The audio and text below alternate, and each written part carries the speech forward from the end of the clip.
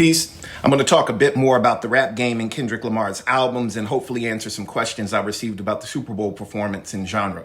I'm not going to get too in the weeds, but I'm sure folks have seen talk about the stage's PlayStation design or the cheat code and Samuel Jackson as Uncle Sam deducting one life during the performance.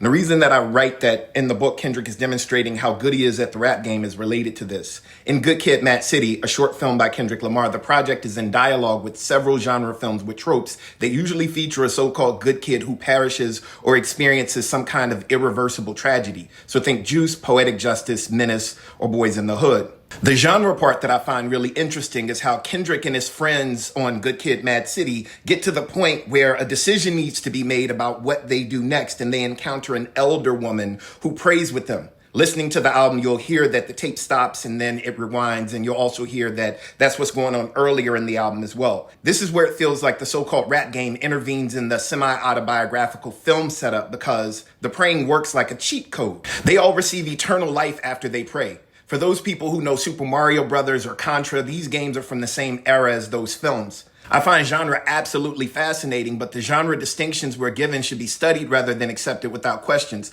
More often, they seem to be used to describe the body of the artist, the audiences who are assumed to be listening, and or artificial non-musical metrics tied to selling shit.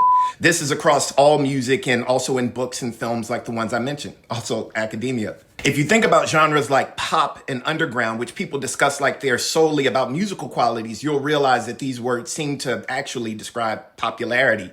And I absolutely believe that it's this deep. He called Good Kid, Mad City a short film for a reason, and I imagine it's similar to the rationale for To Pimp a Butterfly revealing itself as a long poem over the course of the project, and the album Damn working like a reverse poem, or an anadrome, which is like a palindrome except it's a different word when you spell it backwards. I don't think you need special equipment or a PhD to hear these things. Just slow down.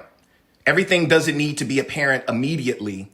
Listen intently, enjoy the music, appreciate the art, and stop listening to every single thing you hear on the internet. Peace.